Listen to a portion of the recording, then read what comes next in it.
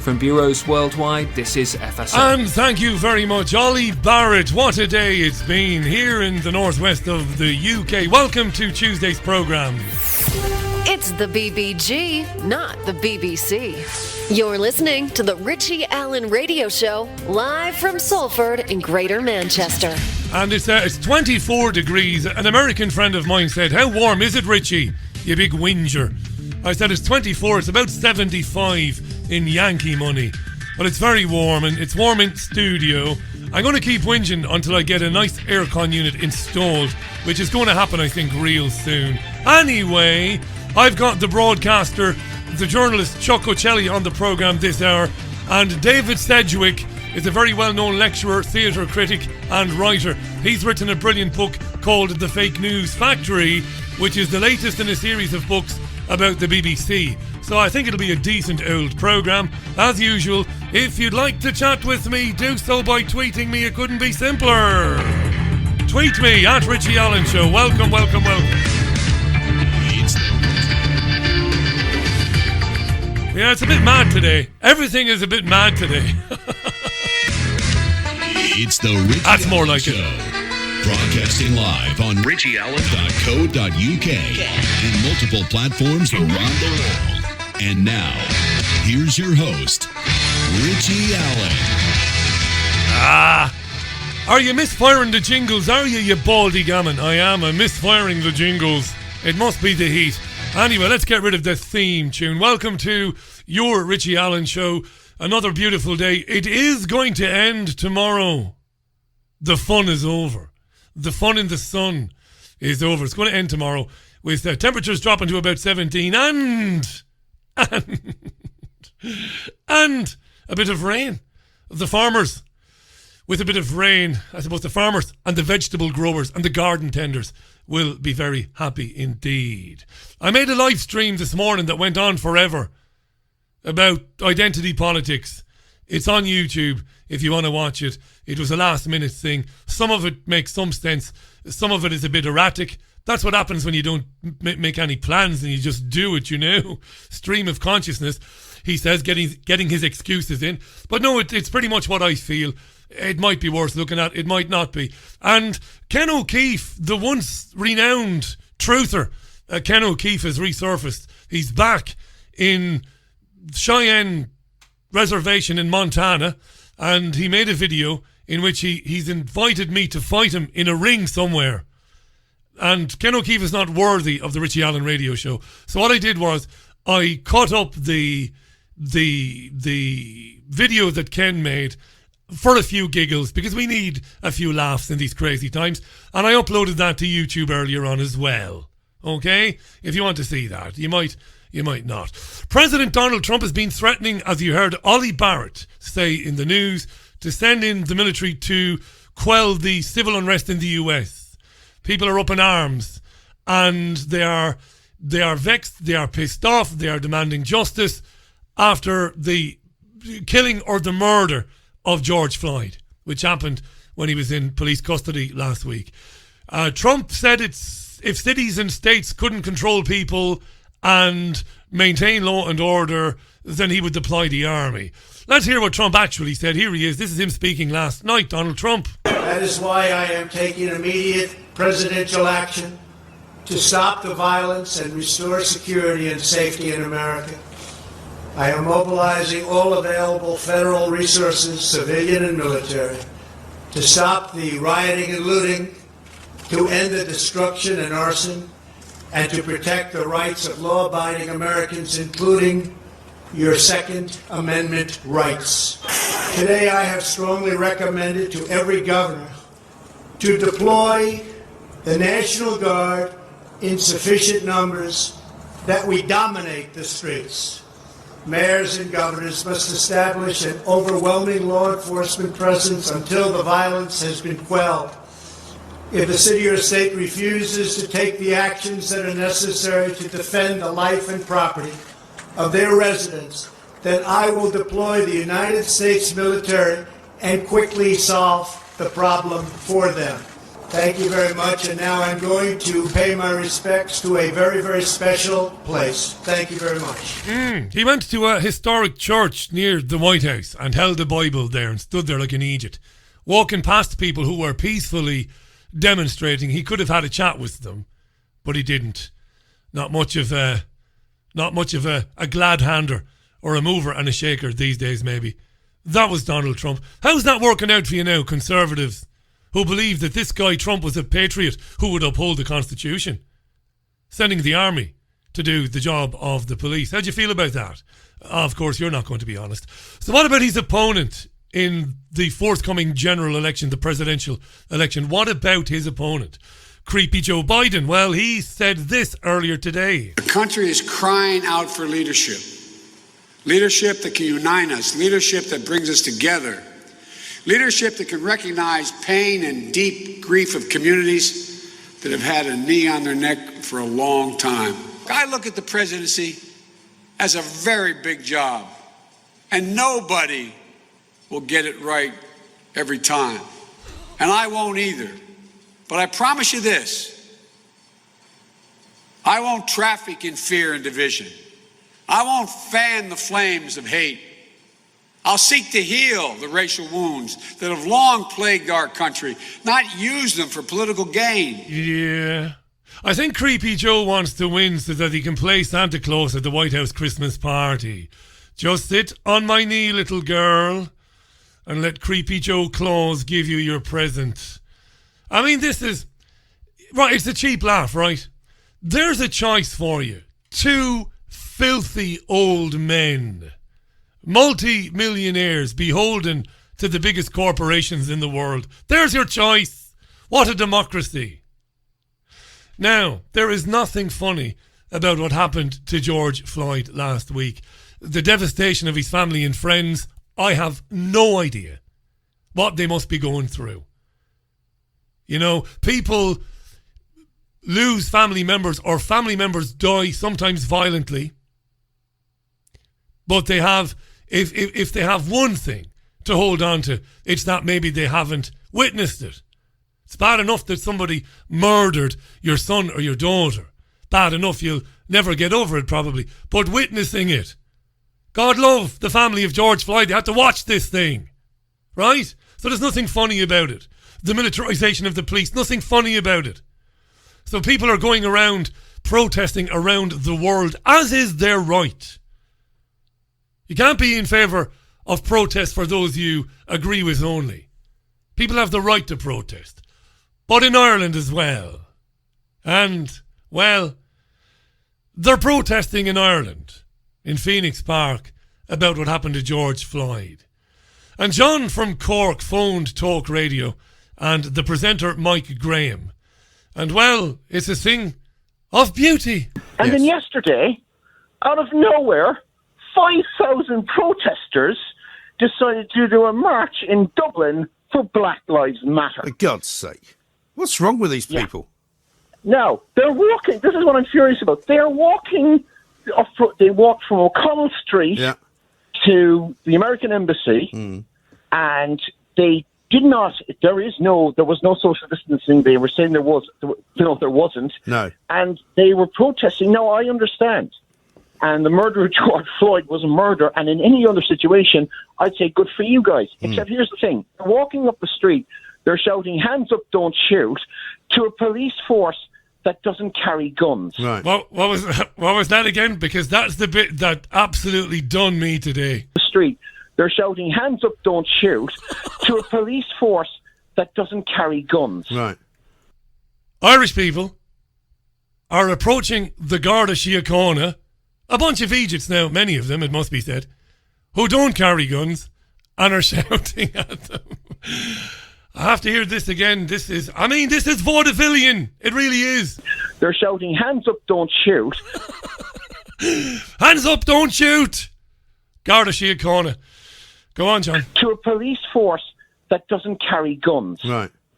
I mean, it's almost as though there's this kind of collective idiocy that is infecting people, and I don't blame the COVID-19 virus for causing it, because everybody seems to want to take a knee now for some reason, right? let's all take a knee. I watched a load of footballers in a centre circle taking a knee. I think it was Liverpool. You know, I mean, I'm sorry, it's just virtue signalling gone mad, isn't it? But this is the most dangerous thing. I mean, I understand, and if I understand completely, but the point is, we are going through hell to try and beat this disease, and our government said nothing. Yes. Of course, it's a great irony that John is pissed off that protesters protesting the death of George Floyd are putting people at risk more than wondering, what the fuck are you doing in the Phoenix Park protesting the death of George Floyd? But, as I said earlier on, and I mean it, it's your right to do that. How dare I say you shouldn't do it? You do whatever you want. But I have the choice to laugh my ass off at you, saying, hands up, don't shoot, to the Irish Guards. What kind of fuckery is this? I have no idea. It's just on a daily basis. It's just beautiful, isn't it? I've decided to just go along with it. Just laugh, you know. What else can you do? Kay Burley, the ginger ninja, is positively enamoured of a young doctor called Dr. Alex George. He was on Love Island. Love Island, good-looking fecker. And emergency room doctor, triage and all of that stuff. He wanted to see if he's had COVID, so he did a test. Because he's a doctor, you see, and he's met so many COVID patients and treated them. So he wanted to see, did I get the virus? Over to the ginger ninja. Go on, Kay. Hi everyone, the Health Secretary has continued to urge as many people as possible to take a test for coronavirus. One person who stepped forward is Dr. Alex George, who's working in A&E for the NHS in London. He recorded what happened as the results arrived. Oh, I wish I had a drum roll now. Alex, you've been on the front line. You brave man, Alex. Christ, I wish I was as brave as you. Talking to people that might have a virus. And Alex wants to find out if he had the virus. Here we go. I have just received the text from the lab to tell me whether I have antibodies to COVID-19 or not. Your COVID-19 antibody screen result from Lewisham. Anti-SARS-CoV-2 IgG, which is an antibody. SARS-CoV-2 antibody not detected. Well, that's quite a shock. That's a big shock. It's not detected. You were swapping spit, not literally, but sharing the air with hundreds of people who had COVID, and you never got it. Well, Kay. It's a bummer. Dr. Alex... That's a bummer, says Kay. ...with us now. Hello to you, Doctor. That's a bloody bummer. I mean, my son had the test last week and he's had it. How can you not have had it given that you're on the front line? My goodness. Kay's only dying to say it to him. Were you really on the front line? Morning, Kay. Lovely to see you. It was quite a shock, to be honest. I've seen a lot of patients with COVID-19, a lot of cases between patients out in the ambulances that I've been triaging and assessing to those obviously I've seen within the at risk of COVID part of the department as well. So I did kind of expect to have antibodies. And it was a real shock not, to discover that I didn't. However, in some ways, Wait for it. Wait for his explanation as to how he never got COVID, despite being around it morning, noon and night for quite a while. Go on. Why didn't you get it? It kind of is a testament to PPE, right?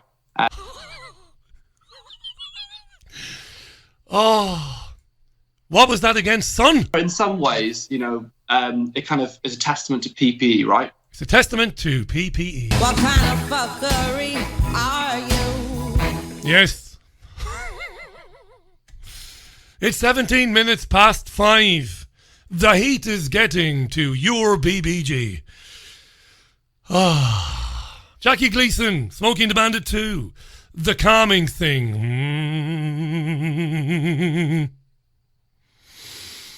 Deep breath. Now, a 2-week quarantine period for anyone arriving in the UK will be enforced from June 8th, which I believe is next Monday. Further details will be expected.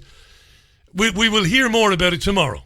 More than 200 travel companies have written to the Home Secretary, Priti Patel, She's Israel's woman in the government. There's a few Israeli plants in the UK government, but she's a thing of beauty.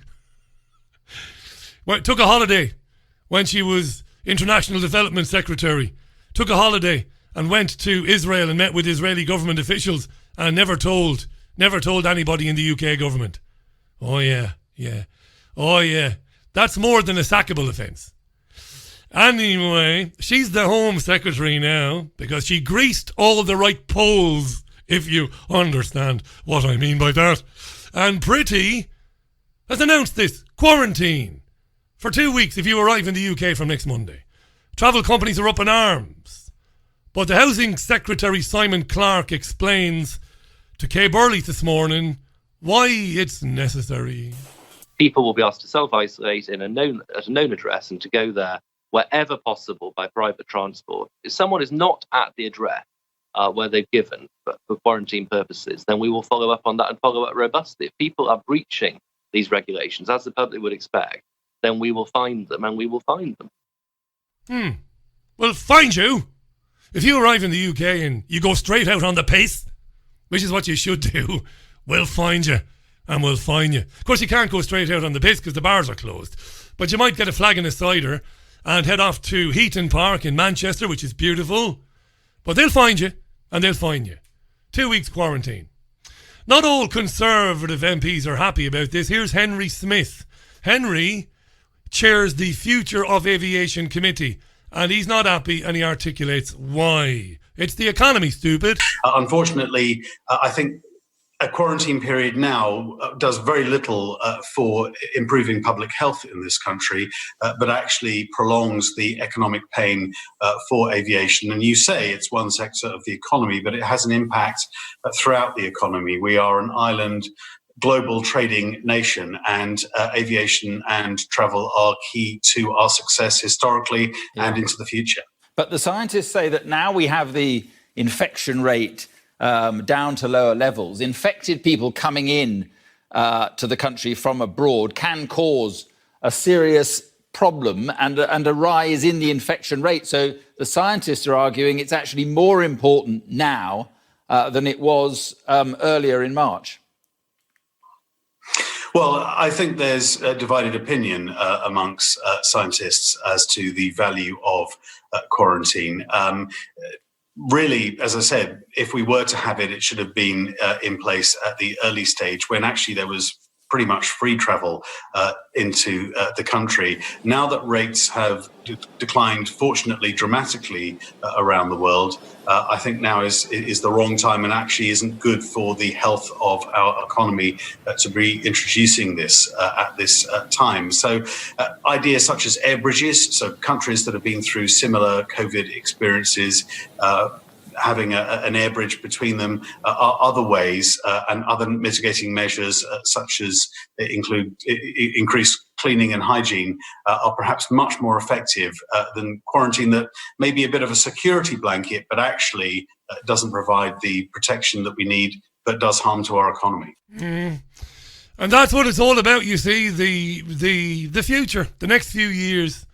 Austerity on steroids. You've never seen anything like it. Oh, shall we have a tune, shall we? Welcome to the Richie Allen Radio Show. Hi to Mwinga, to Liz, to Donkey Oti. How you doing, Donkey? To Susan, to Faisal, to Creative Accidents, to William in Scotland. How you doing, William? Charlotte's swinging in from Burnley. Hi to John Stott, to everybody. Joe Public is there today, Base Ninja. Lisa, how you doing, Lisa? And Matt in Massachusetts. How you doing, Matt? Nice to hear from you.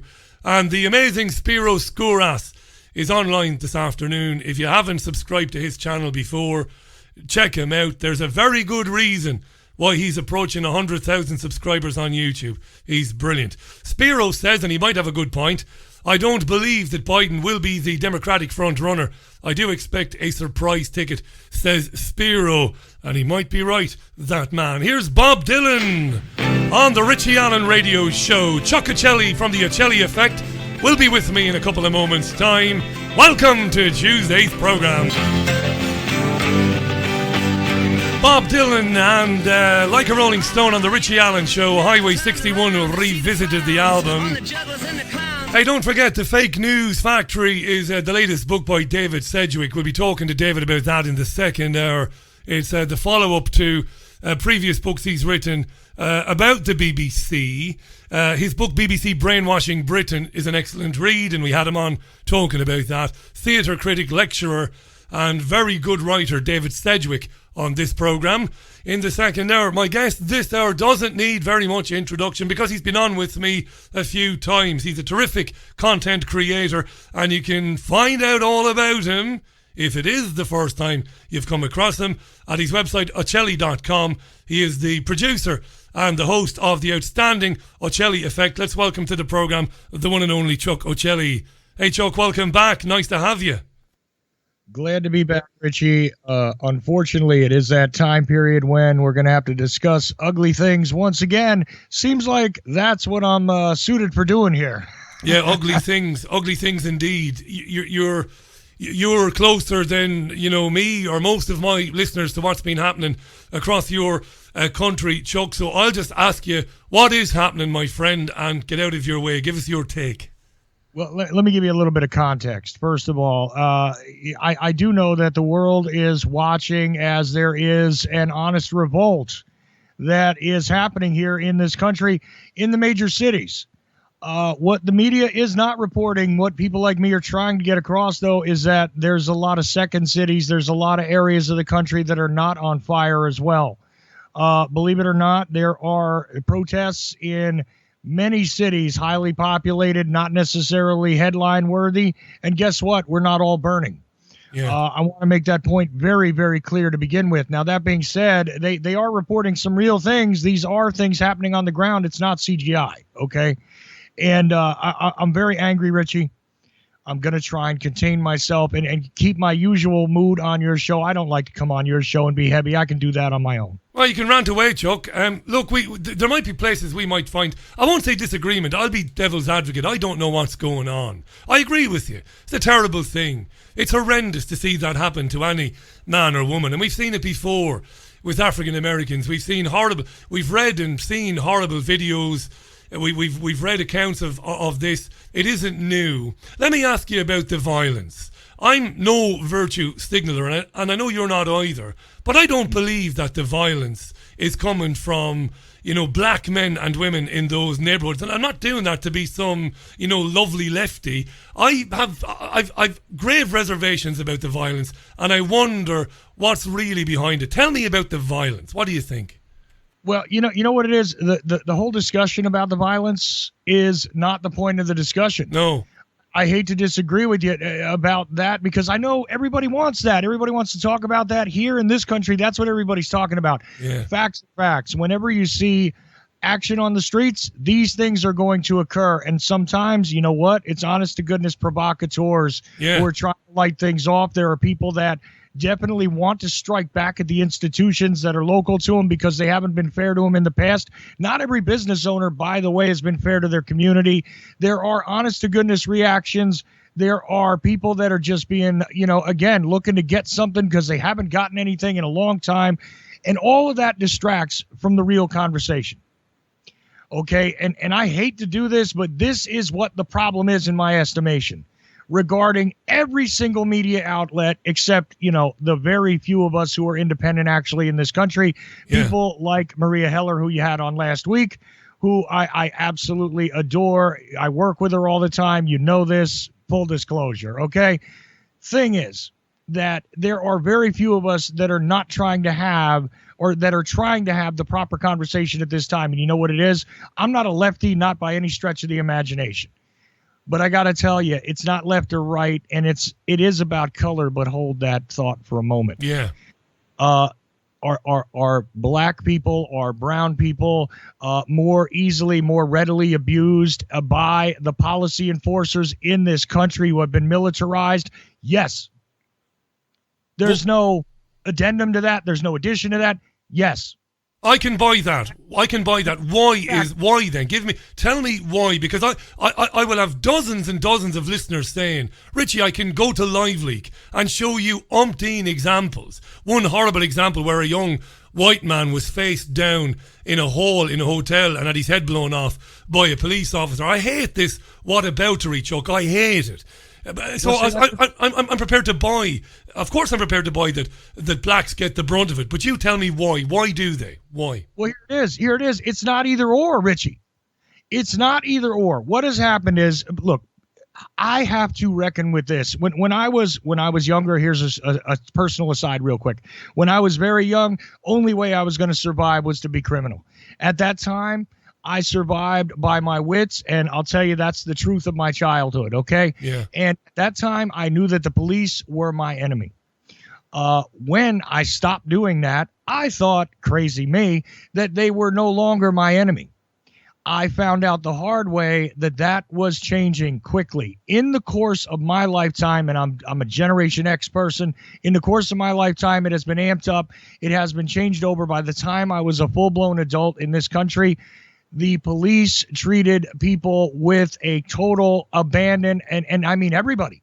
Yeah. With a total abandon for respect, for decency. Forget the Constitution. They don't know law. They're not law enforcement. They're policy enforcers. It's right there in their name. Okay, that's what they are. That's what they do. They are the violent mob. And you know what the color problem is? It's the blue people. The people that are wearing those uniforms, they are the problem. Now, that being said, black people did not read the history. That's all there is to it. Read the history. There hasn't been a time when they saw the police militarized against them. They were always there like that. That's the way it was. And you know what another fact is nobody wants to talk about is that in truth, if you were a poor person in this country, you never had the police on your side either. Now, well, there's only a few bad apples. Problem.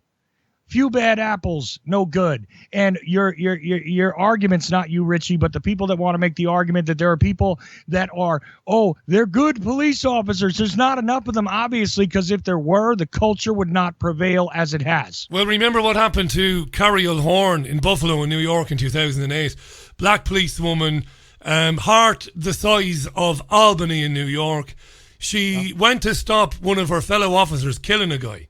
And she was eventually fired for obstruction of justice.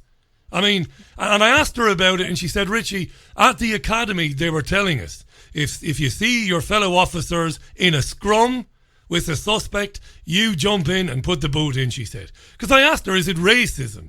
And she said it's more complicated than racism. She said it is an element. There is an element of it, she said, maybe. But she said they're just thugs.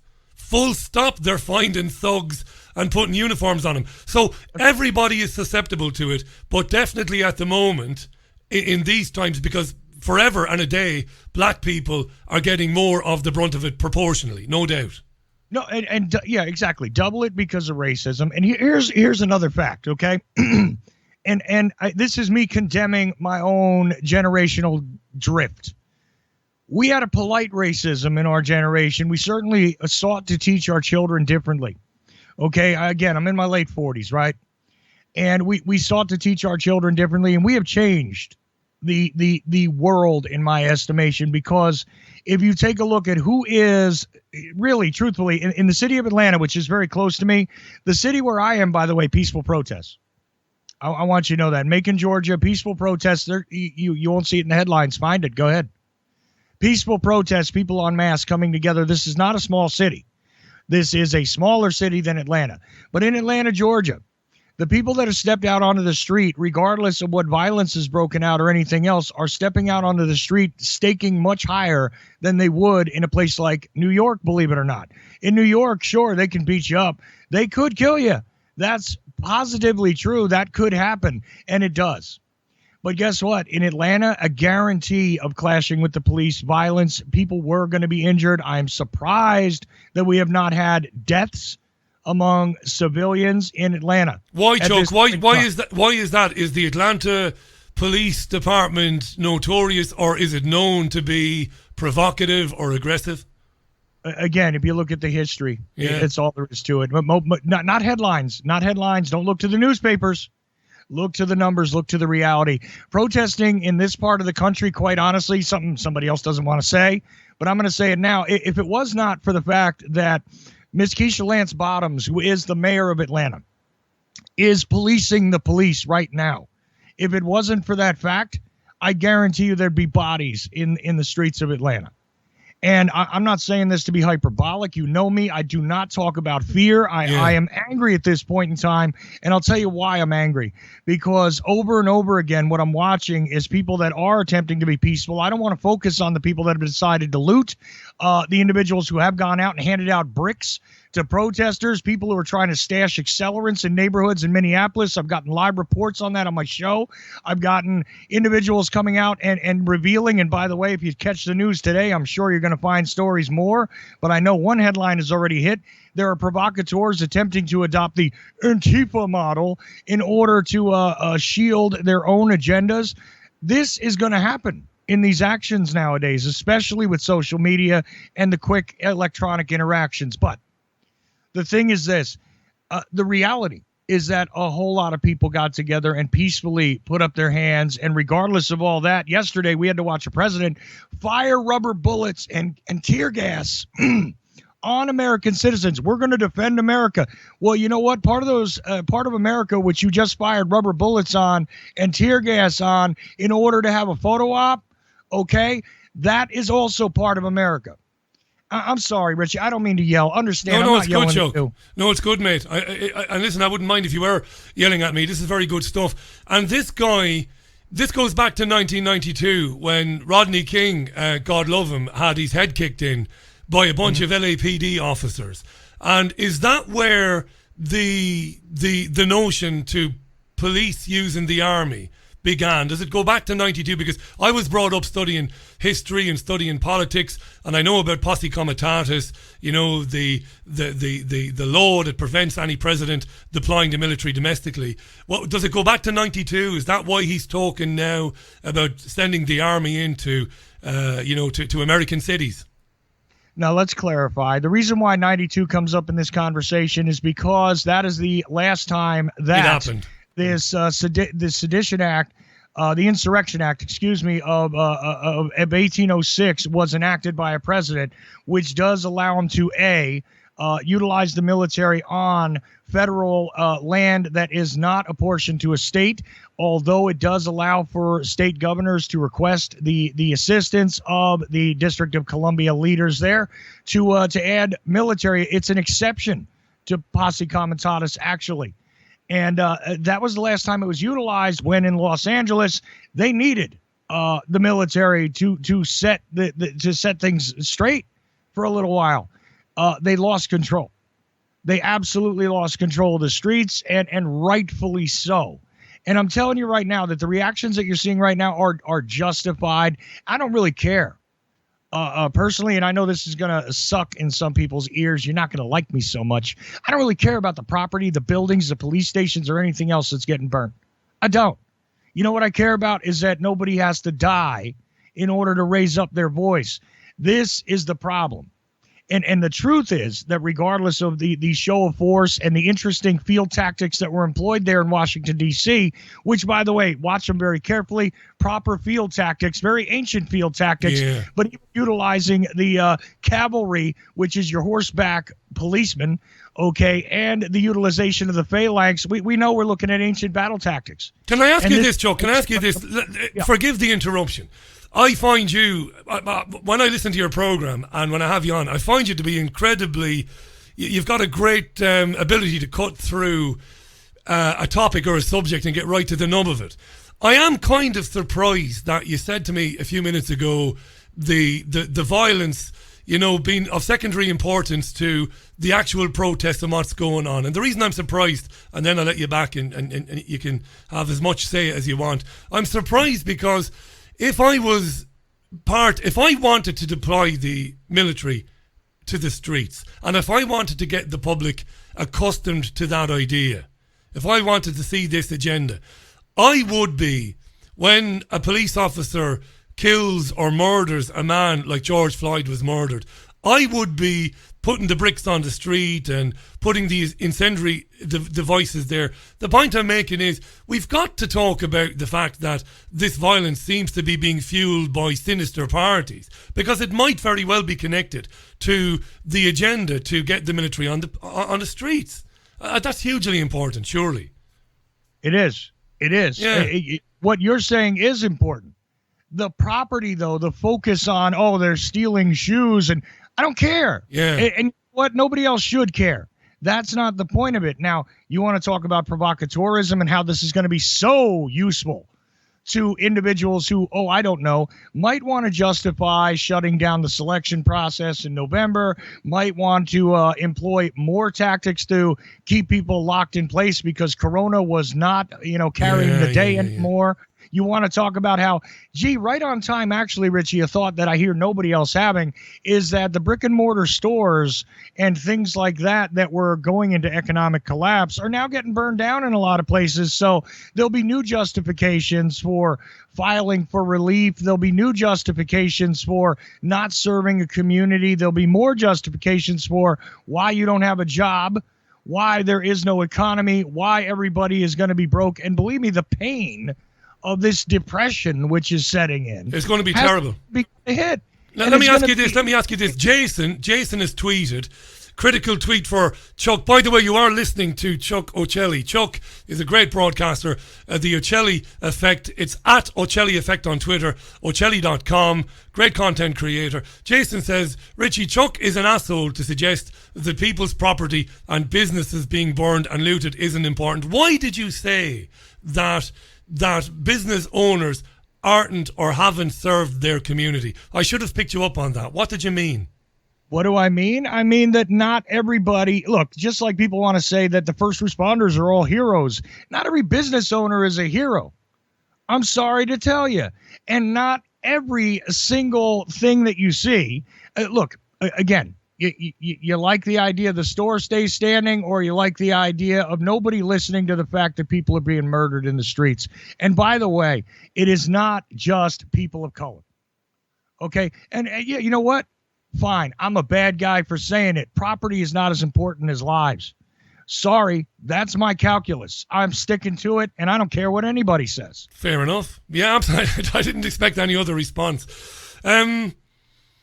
Where will this go? Will this peter out a bit, do you think, in the next few days? Will people go back home?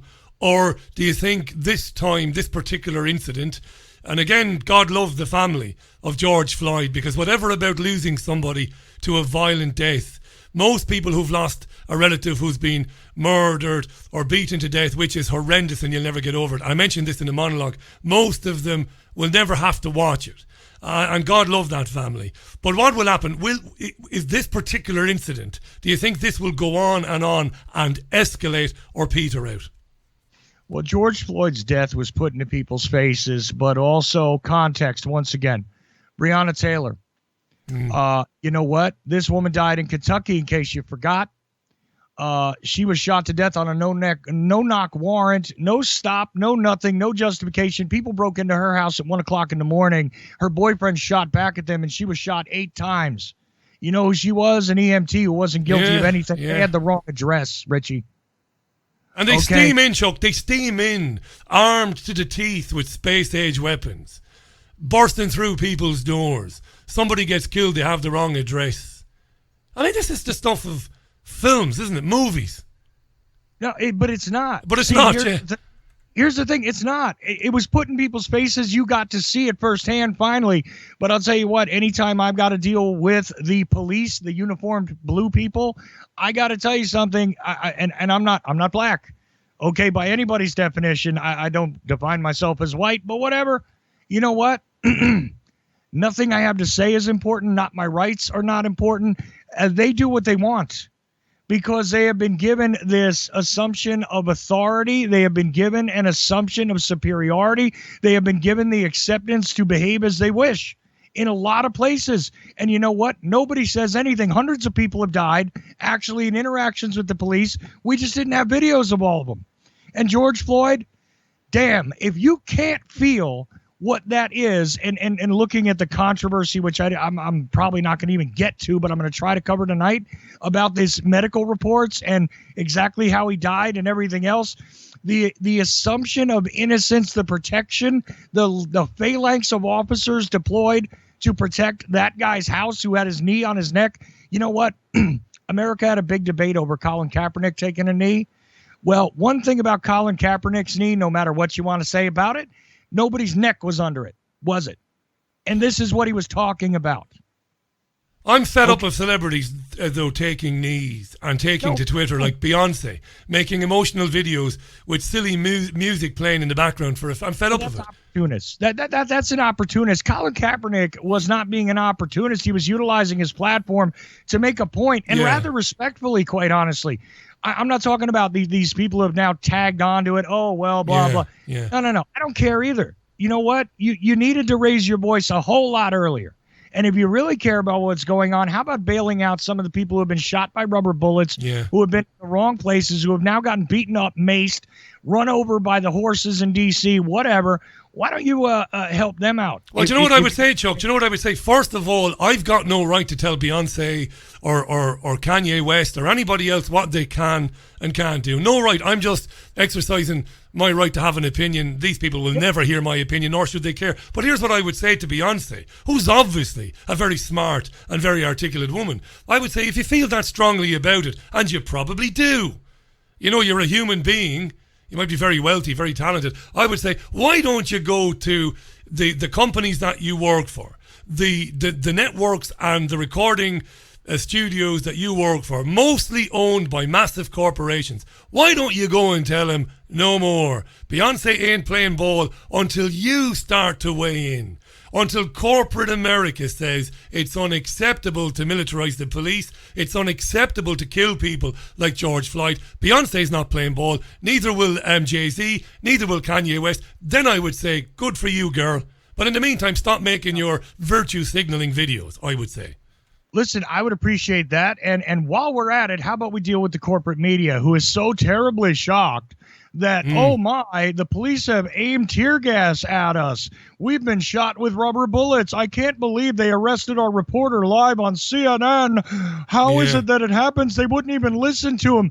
Welcome to partial reality, talking head. This is the streets in America. This is common practice. You don't get an explanation. You don't have reason. And you know what? Most of us don't get out in 90 minutes and don't get out of the system because we don't have the head of CNN calling the governor. Yeah. Okay? So guess what happens if you attempt to speak your mind even in 5 seconds when somebody says you're under arrest and you go, what for? And you get a flashlight upside your head. Yeah. You know what? That's the reality that most of us live in. There is a beautiful video doing the rounds where two complete Keystone Cop dickheads arrest a black dude who's an FBI agent. It's hilarious. I love it. And the guy, the black gentleman who's an FBI agent is like, you guys are the stupidest. He swears quite a bit, understandably. Reach into my back pocket. And when they see that he's an FBI agent, they can't wait to get the cuffs off him. Quick enough. Listen, can I ask you this? Do you think, I mean, the hyper-militarization of the police, I've always believed, and this is just my opinion, I'm no expert in anything. I believe it's because the brave new world, totalitarian, lunatic asylum that they are building for us will have to be policed. Once we start to realise what's coming down the line, we might start to rebel. So you're turning the police, and of course you know as well as I do, Chuck, give it a few years, there won't be any human police officers. They'll be all Boston Dynamics, robot droids running around. Ultimately what I say to black men and women is, and I said it yesterday, of course you can convince me that black people have gotten the rough end of the stick from cops, not just in America, but in England and elsewhere for years. I won't deny that. But don't think that it's exclusively for you. It isn't. This is a world unfolding in front of our eyes that the vast majority of people don't want to accept, can't accept, and struggle with greatly. That's how I see it, you know. I see these horrible things. I hear you talking about, why are you stopping me, officer, and you get a smack in the face. They know what's coming, so they're turning the police into, well, basically thugs in uniforms, right? Well, of course they are. But look, this conversation doesn't need to be had with black people. They're well aware of how the police state works. Yeah. Hey, I look, it's not from 92. It's not just from the 60s. Okay, but study what happened when people wanted to get together and hold up a sign that said, I am a man. Okay, I know that's not exactly PC today. Don't care. Who cares? Yeah. Yeah. It is what it is. You hold up a sign saying, I am a man, they'll turn fire hoses, tear gas, dogs on you, no problem. Matter of fact, you don't even have to be an adult and they'll bite you. No problem. No problem at all. They're quite used to that. The original policing agencies were erected. Here's an interesting thing about property. Were created basically to protect property. You know what that property was, though, when these policing agencies were really rooted in this country? Some of that property included brown people. So let us remember that that is part of the history, too. The conversation we need to have here is among those of us who cannot be counted as people of color. We need to understand that there never was a real separation there. They were allowed to doubly go after somebody who wasn't us, let's just say. And the funny thing is, I don't even want to count myself as white, but I know I'm not counted as a person of color by anybody looking at me. So fact is, we need to understand this is us. This isn't them, what they've had to deal with. This is us. This is all of us. No lives matter. You got it? And no, black lives do matter. Everybody's do. If we have the world the way it should be, if we take control of this situation, if we can somehow put a stop to this machinery, which, as you have aptly stated, has been ratcheting up. They have handed out more weapons. Those uniforms are black. They have definitely taught these guys nothing about de-escalation. They have taught them nothing about protecting and serving, although they do serve somebody. And therein lies the problem. Okay, and the property owners that really count are not you who think you own your house or who think you own your car, which, by the way, check the paperwork in America. You are a tenant. You are an operator. You're not an owner. You don't own anything. You need to realize that. You know who does own stuff? Those other people. They call them corporations. Yeah. And the larger corporations do own stuff, and guess who these people are serving, whether they know it or not. Of course they are. Let me ask you this. We've got about 5 minutes left. Ochelli.com is where you'll find Chuck. This is 5 minutes isn't enough to get into this, but I want to ask you anyway. Look, I've banged on about identity politics for years and how it divides us, right? And it's that's very inflammatory for some people. Fair enough. It's how I feel about it. Robert Johnson, very smart man, founded Black Entertainment Television. Bright guy, no doubt about it. He wants $14 trillion to be made available to black people for reparations for slavery. I find that to be patently ridiculous. And what I would see with that is that would only fan the flames of identity politics. It wouldn't do any good anyway, because eventually they would foist the bill for the $14 trillion on the taxes of every American, whether you're black, whether you're white, whether you're Hispanic. But it would tell people, white people, well, you're somehow responsible for the atrocious things that are unspeakable, things that were done to black people, not just in the South, of course, in the last few hundred years. 14 trillion reparations. I find it patently ridiculous. What do you think? Okay. The proposals as they are, yeah, patently ridiculous, right. But there has to be a way to address the problem that generationally there is an offset here. Okay, if you've only got really not the entire, you don't have this inheritance from one generation to another of wealth, of rights, of anything. There is a disparity that cannot be denied that was handed down. Something's got to be done about that to correct it. Now, I don't know that handing out a check or, taxing everybody, or I don't know that that's going to do anything. But, something should be done to deal with that. I don't have that answer in a short period of time to give it to you here, or to even have a reasonable discussion about it. But I'll tell you, I think that we should all at all times consider why these things are being proposed. I am not here to be an apologetic. My family was not in the United States when slavery was a thing. But even if your family was, what difference does it make? Well, I'm just saying. The sins of the fathers cannot be accounted for by their sons and daughters, or not even their great-great-grandchildren. They can't be. It's preposterous to me, Chuck. Absolutely true, but you know what? If you held down and you beat down our fathers, we didn't exactly raise up right, did we? So you have to consider that as well. Look, I'm not saying that the sins of the father belong to, but even ancestrally, I can't claim even a scintilla of involvement in the slave trade in America. It's not possible. My Irish and Italian ancestors came here after. Yeah. But I'm not saying that somehow there isn't a disparity in the system which is built in, which has been generationally imposed upon people who were property. So I think there has to be an open and innovative discussion about it. And I don't dismiss the concept of reparation. I do dismiss this idea that you're going to write a check and that's going to solve it. You out of your mind. You know what? Bunch of money just got dumped into the economy, allegedly, and look where we are. Yeah. No, it's a good answer, Chuck. It's a good answer. It's an honest answer. I don't have the answer. I really don't. But I didn't say I did. No, I know you don't. No, you've thrown some interesting points out there. I'm happy to have these discussions with black men and women who have an interest in it, who have a stake in it. Academics in the US, and I'll be reaching out to people in the coming weeks and months. Final question for you today. Thanks for coming back. The Ochelli Effect's a terrific program, folks. It really is. He's a great guy. Chuck meticulously prepares his programs and never dull and often funny and pithy, as we say. Great word, that, pithy. Great broadcaster. Thanks for coming back today. Will there be an election this year, do you think? Well, see, that's a whole other question, right? Because do I believe this unrest will continue to last all the way to election time? No. For Americans to sustain anything that long, I would be really impressed. Anything, in fact. The short attention span here is prevalent. And look, I'm only speaking about Americans because I know them well.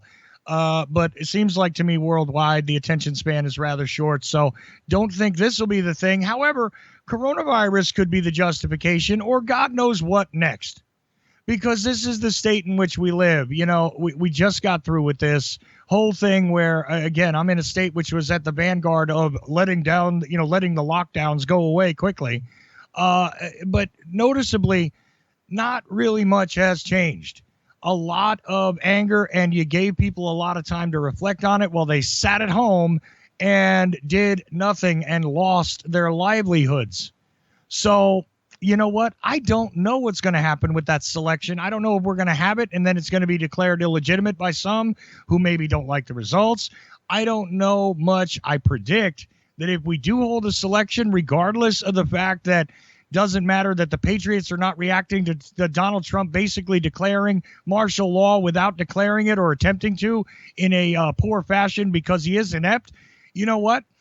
I can't say that I know exactly what's going to happen, but if we do have a selection here, I actually predict he's still going to win. Yeah, undoubtedly. I think you're bang on. I love listening to you, Chuck. I really do, mate. Come back more often. Great to have you on the program today. And the work you do, thanks for the work you do with Maria and others is stellar. Very open-minded. And show us hell in high water that we do twice a month, by the way. Sorry. No, it's great. Yeah, people should check it out. And the humility shines through your work, which is a rare thing. I love a bit of humility. Thanks for coming back, mate. Look after yourself. Thank you, brother. Stay safe always. Thanks, Chuck. Chuck in Macon, Georgia, of course. Whenever I hear Macon, Georgia, I hear, what's the line from Guitar Man by Elvis?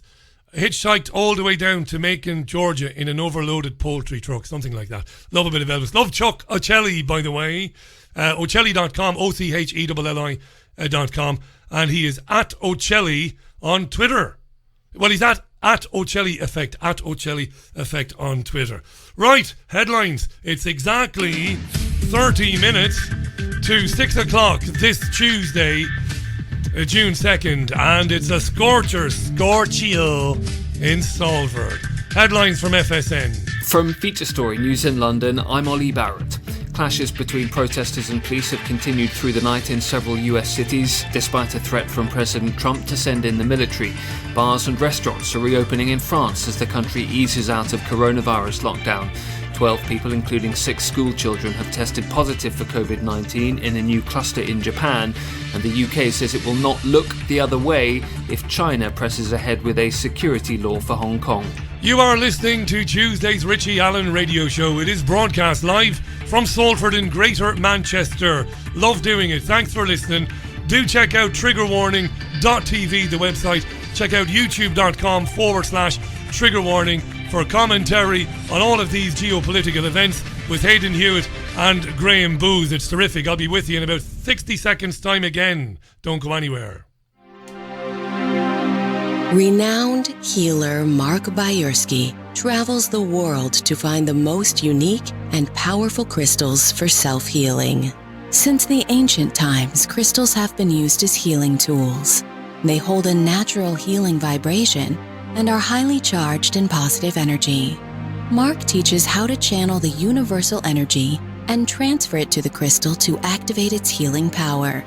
Each crystal is used for its unique ability to target a different physical or emotional challenge. Mark Bayersky is an author, healer, speaker, and founder of the Pure Energy Healing Academy. He shares powerful messages of inspiration and healing on his daily YouTube videos, reaching millions worldwide. Mark's crystals, healing oils, and incense sticks are most sought after by other healers. His collection is available online at www.markbayersky.com. His work is presented through Lemon House, a company that creates and curates consciously made gifts. The views and opinions expressed on The Richie Allen Show are those of the guests and the guests alone. They do not necessarily reflect the position of the host or other contributors. Yeah, but they might sometimes reflect the opinions of the host and other contributors, but you never know. That's the thing. Welcome back to the programme. We're coming up for 2 minutes past 6. I'm looking forward to reconnecting with David Sedgwick, the theatre critic, the lecturer and author. He's a lovely bloke, and he wrote a book a couple of years ago called BBC Brainwashing Britain, ? He's followed that up with The Fake News Factory. He was due to be on the programme with me a few weeks ago. We didn't make it because I got sick very suddenly, and when I was coming back, the coronavirus pandemic, whatever you want to call it, basically took over. So it's a very important book, and I've read it, and I've got it here in my hand. Hugely important. And I'm looking forward now to hearing from David in a moment. Thanks for all your tweets, by the way. Really appreciate them. Let me just scroll down and we'll read a few. I'm not picking and choosing them. I'll read the ones that I come across as I scroll down there. Let's have a look. Mwinga agrees with Chuck.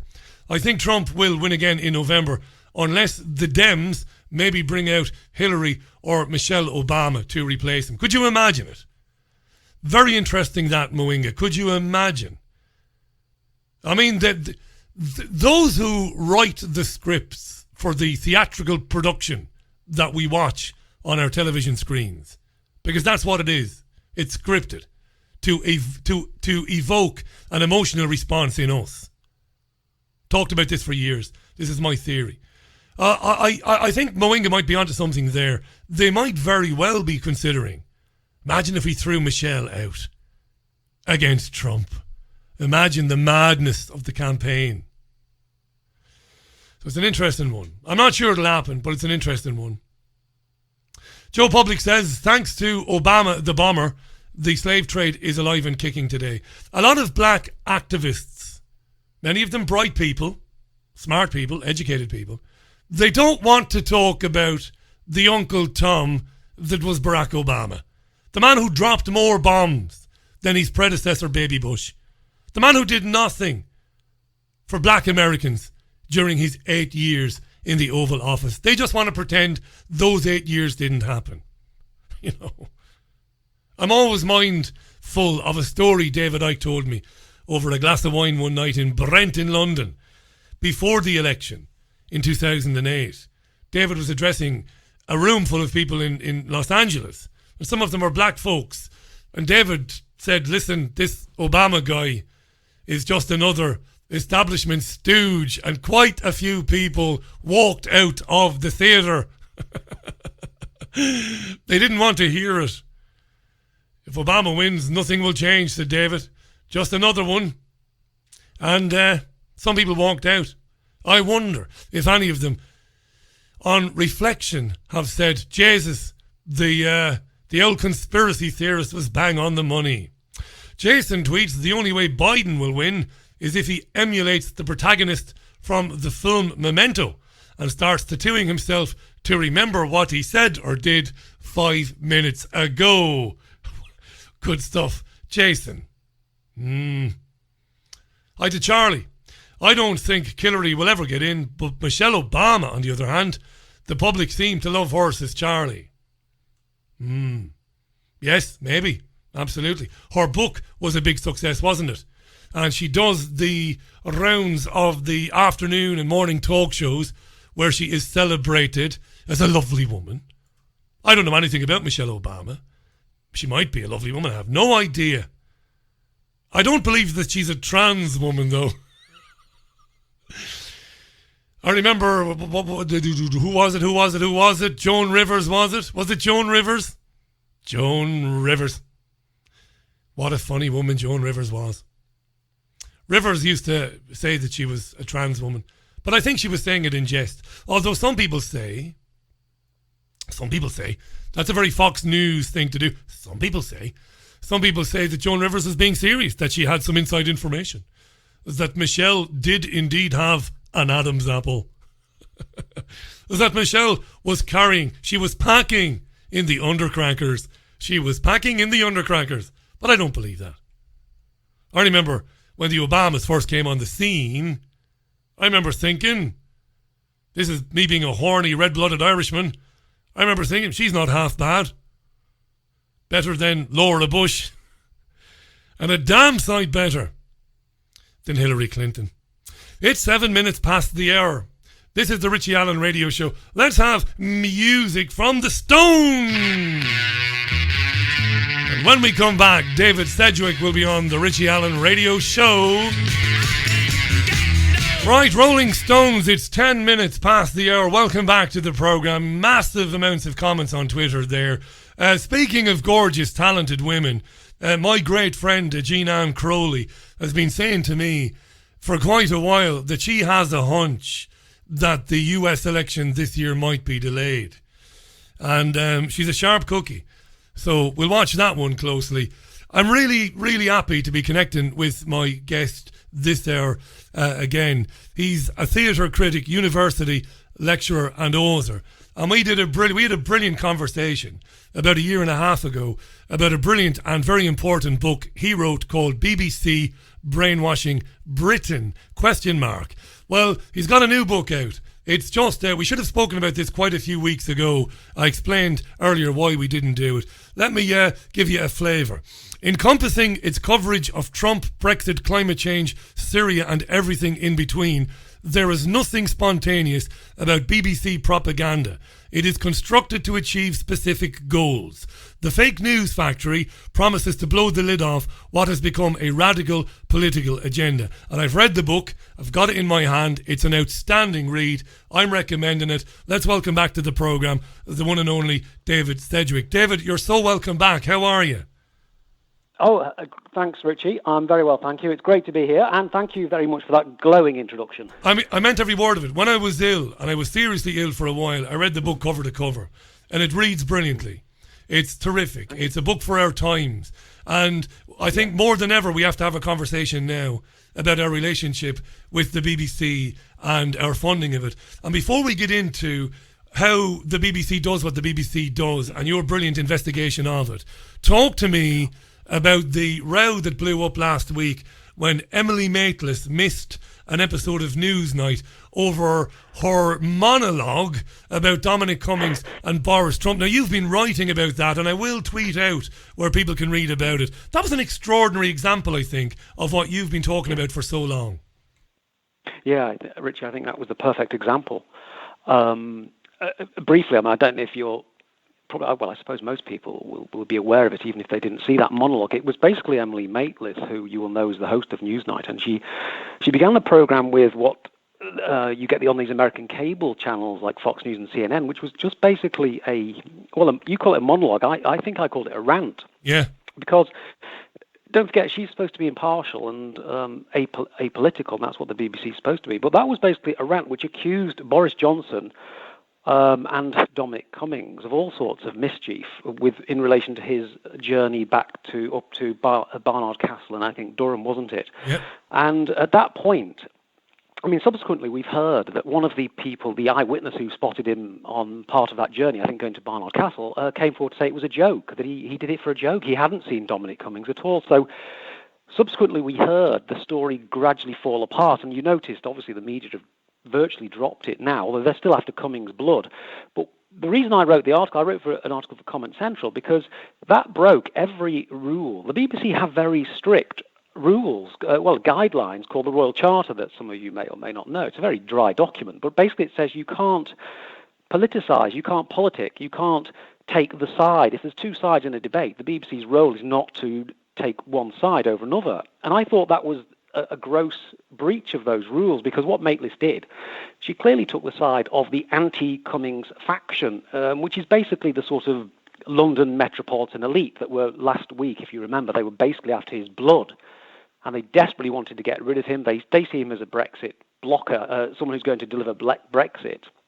And for various reasons, they hate him. And he's also northern.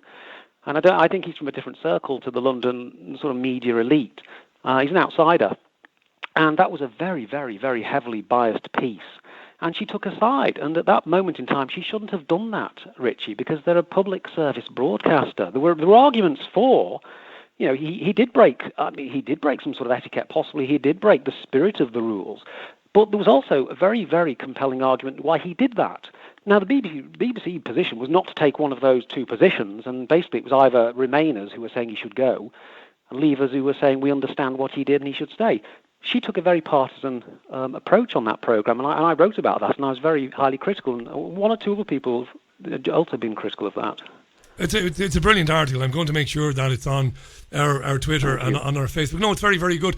That Royal Charter, the national broadcaster in Ireland, and even commercial radio stations in Ireland, when I came up, we adopted the same principle.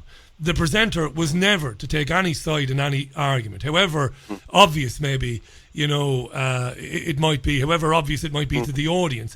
You didn't do that.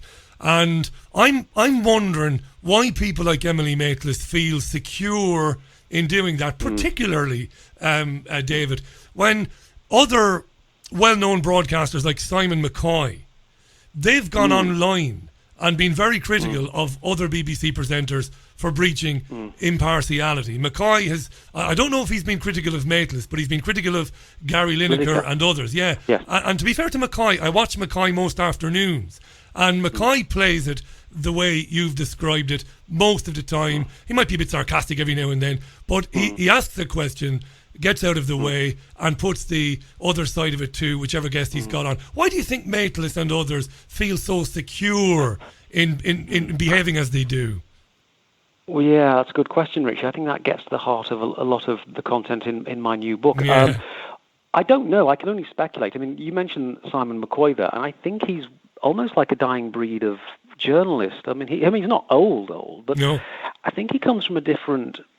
I don't know. I mean, he's not old, so there's no reason why he should be particularly impartial, but I think he tries to be impartial. He's actually, incidentally, Rich, he's probably one of the only BBC news readers and staff who's actually bothered to read my book. I actually contacted him and I said, would you like to read it? He said, sure, I would like to read it. And so I think he's a little bit more open-minded.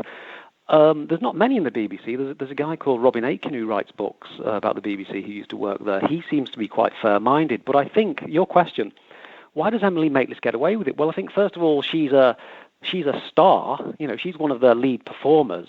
So I think the higher up in that hierarchy you go, when you become an Emily Maitlis or a Kirsty Walk or Evan Davis, someone like that, I think you can get away with things that perhaps, people who are not in the public eye could not get away with. But I think basically, Rich, is because Emily Maitlis is articulating the BBC worldview, and her superiors agree 100% with her. I mean, she had what I would call the mildest of mild rebooks after she did that. The BBC, there was massive pressure on the BBC the next day. People were saying, how the heck can this woman sit there and blatantly take one side of an argument when the actual outcome has not been yet? No one knew at that point whether what Dominic Cummings was against the law or for, within the rules. No one knew, and no one could say that. So at that moment, what she did was very, I think was against the rules there.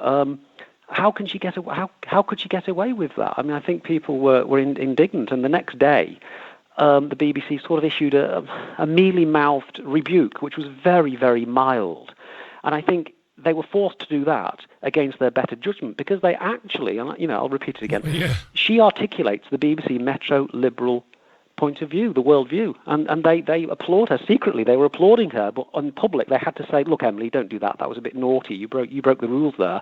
And by the way, you broke the rules. We've got very, very explicit rules that you broke. Oh, and by the way, you were calling for Dominic Cummings to go because he broke some rules that we're not really any of us are really sure about. That's right. That was the irony, of course. That was the irony of it. Now, when I spoke with you last time, I asked you what I thought was a good question, and you gave me an excellent answer. I asked you, I said we're moving into a world where, and I've seen this over the 20 years that I've been in news with a couple of years off, I see that journalism is kind of going by the wayside, and commentary, I think this came from the United States of America, but I could be wrong. That's my impression anyway. Commentary now reigns supreme. Look at LBC Radio, look at Talk Radio. And I asked you what I thought was a smart question, and you gave me a brilliant answer. I said, well, why don't we just accept, David, like it or lump it, that these presenters and producers are just being influenced by this trend towards commentary. And you brilliantly said, fine, Richie, but don't charge me for it. and that's one of the things that we're going to talk about tonight. Don't charge me for it, while claiming that you are completely impartial. Listen, I wouldn't want Emily Maitlis to be fired, but I would, as somebody who has seen the media at pretty much every level, I would expect her to maybe be off for a few days and to be given a very strong warning. Emily, this is unacceptable. I don't care who wrote that script, who put that copy on the auto cue. You should know better. That's unacceptable. But I wouldn't want her fired. I would want her warned. David Sedgwick is our guest. The Fake News Factory is a must-read book. Now, when you talk in the book about how there's nothing spontaneous about the propaganda, it's not accidental or coincidental, it is a constructed thing. Give our listeners give them the basics of why you've come to believe that. I mean,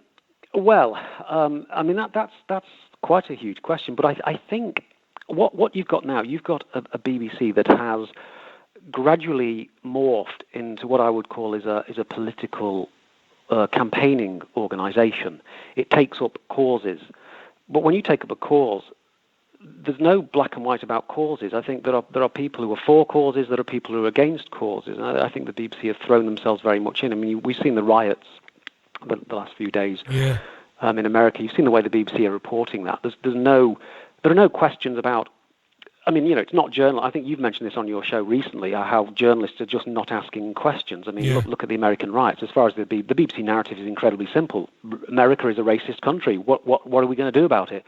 There is not a single question about who's coordinating these riots, who's funding them, how did they start, why are Democratic politicians bailing out rioters to get them back on the streets again?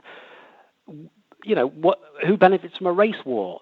They're asking none of those questions. The question is just simply, look, isn't America a terribly racist country? And that's what I say, that's the BBC agenda. They have no interest in asking who's behind this, because I suppose, I certainly believe that there's an element of coordination in there, if not total coordination. And the BBC are never interested in those questions. And you'll see they have a very narrow remit. Now, as a journalist, you don't have a remit. You are seeking truth. You are, whatever the truth takes you, you go there. And it's my opinion, not just my opinion, other people's, that the BBC are not interested in searching for truth. They have and I think I've mentioned this in the book a few times, they have the conclusion already worked out. It's just a case of finding little bits and pieces that are going to fit that conclusion in advance. That's not journalism, Richie. That, as you know, being a journalist, that's political activism. You don't get up and think, right, okay, Dominic Cummings is guilty. All we're going to do today is to bombard you with our opinion and we're going to get talking heads who are going to corroborate our opinion, and we're going to convince you simply because we have the platform and the power to do it that Dominic Cummings is guilty. That's what we get up in the morning. That's our location. That's our aim for the end of the day. They don't get up thinking, okay, did Dominic Cummings act illegally? Did he act within the spirit of the rules? What would we have done? Did he act, he had a 4-year-old child?